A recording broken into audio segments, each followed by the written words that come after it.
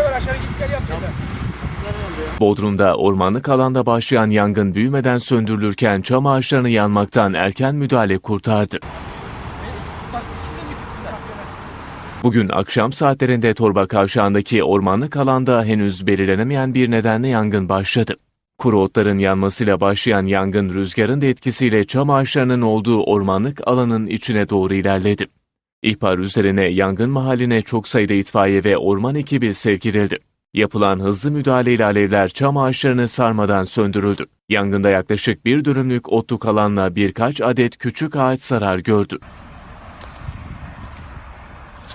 Ekipler bölgede soğutma çalışması ve yangının çıkış nedeniyle ilgili inceleme yaptı.